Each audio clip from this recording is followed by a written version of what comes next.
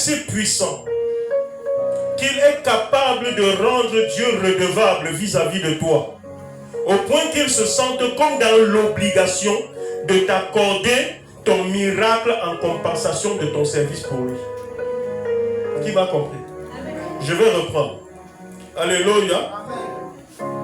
Je disais que par le pouvoir du service, alléluia, par le pouvoir du service de Dieu, le pouvoir du service de Dieu, autant pour moi, est si puissant qu'il est capable de rendre Dieu redevable vis-à-vis de toi, au point qu'il se sente comme dans l'obligation de t'accorder ton miracle en compensation de ton service pour lui.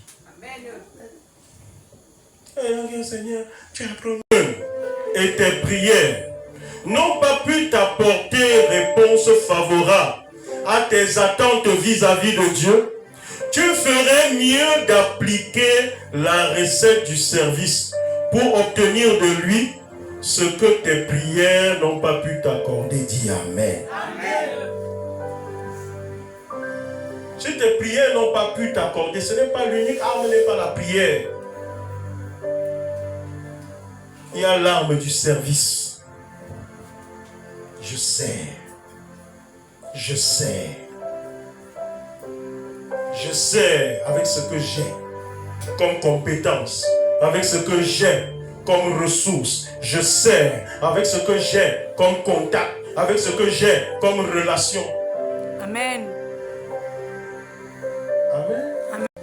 Tu peux raconter, alléluia. Amen. Je disais donc, autant pour moi, que si tes jeûnes et tes prières n'ont pu t'apporter réponse favorable à tes attentes vis-à-vis de Dieu, tu ferais mieux d'appliquer la recette du service pour obtenir de lui ce que tes prières n'ont pas pu t'accorder. Dis Amen. Amen. Rentrons dans Ésaïe au chapitre 38. Je vais lire quelque chose là qui va... Ésaïe, chapitre 38. Lisons le verset 1. Il est écrit 1 à 5.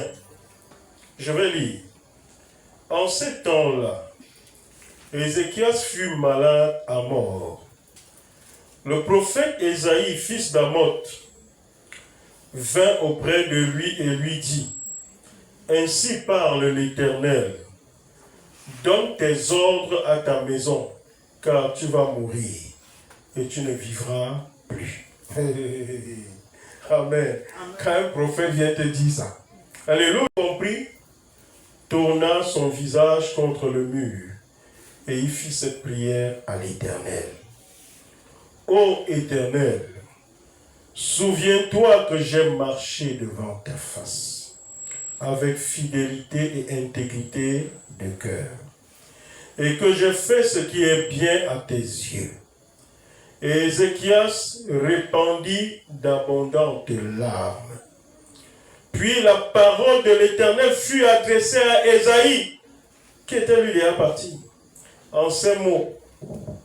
Rentre, va dire à Ézéchias, à qui tu avais dit qu'il va mourir. Rentre là-bas. Et dis à Ézéchias, ainsi parle l'Éternel, le Dieu de David, ton père. Amen. Alléluia. Amen. Le Dieu de David, ton père. Alléluia.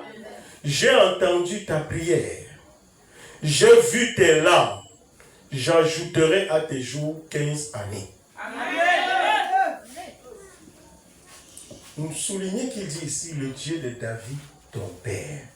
Ça veut dire qu'il y a une marche d'alliance que ton père avait initiée. Et je m'appuie sur la marche d'alliance que ton père avait initiée avec moi. Et que tu as suivi. Est-ce que je parle? C'est sur ça que je viens maintenant te dire. Moi, j'avais dit de la bouche de mon prophète que tu vas mourir. Mais c'est encore moi. Parce que tu as soulevé les éléments de la marche d'alliance là. Je viens maintenant et je te dis, je suis l'Éternel, mais je suis le Dieu de ton Père. Celui que tu as suivi selon les règles que ton Père a établies. Je viens te dire que je t'ajoute 15 ans. Amen. Est-ce que je parle à quelqu'un ici? Est-ce que je parle à quelqu'un ici? Amen. Je t'ajoute 15 ans. Oh, quelqu'un ne me suit pas. Si tu le veux, Tu peux renverser en ta faveur toutes les situations, même les plus désespérées qui soient, par le pouvoir de ton engagement et de ton service véritable à l'Éternel. Tu peux renverser. Il ne suffit pas seulement de dire que tu ne peux pas, tu ne peux pas. Quand tu dis à quelqu'un tu ne peux pas, ce que tu dis là, ça ne peut pas fonctionner. Tu t'appuies sur quoi? Tu t'appuies sur quoi? Par la personne qui dit qu'il va faire contre toi là, il sait sur quoi il s'appuie pour dire ça. Mais toi là, tu dois dire que tu t'appuies sur quoi? Dans la chose de Dieu. J'ai enseigné ici sur l'alliance. Est-ce que tu as une marche d'alliance avec Dieu? Est-ce que tu sais même ce que c'est que l'alliance? Est-ce que tu sais comment travailler son alliance? Comment évoluer dans cette marche d'alliance? Parce que ici, ce qui arrive à Ézéchias, c'est parce qu'il a suivi l'alliance de son père. Il a marché dans cette alliance. Et maintenant, Dieu, pour venir le bénir, dit, je viens te bénir en conséquence de l'alliance qui avait été scellée avec ton père et dans laquelle tu as continué. Je viens annuler ce qui avait été dit pour dire quelque chose de nouveau. Toi alors, où est-ce que tu es avec Dieu? Où est-ce que tu penses avancer avec Dieu? Quelqu'un te dit, je veux voir comment tu vas réussir. Je vais voir comment tu vas réussir. Je vais tout faire. Quand la personne te dit, je vais voir, elle sait sur quoi elle s'est appuyée. Mais toi aussi, tu es Dieu, tu ne peux pas. Au nom de Jésus. Donc, comme tu as mis le nom de Jésus, là, ça va s'arrêter. Elle va faire. Enfin, tu n'as rien. Je veux t'amener à apprendre à travailler ton cœur. Quand tu as travaillé ça, ce n'est plus la prophétie. Regarde, c'est un prophète établi, Ésaïe. Celui qui a écrit le livre d'Ésaïe. C'est lui qui est venu dire. Alors que je vais conclure ce message, j'aimerais que chacun se pose la question de savoir: que peut-on dire de mon engagement pour le royaume de Dieu? Que peut-on dire de mon engagement pour le royaume de Dieu? Que peut-on dire de mon engagement pour le royaume de Dieu?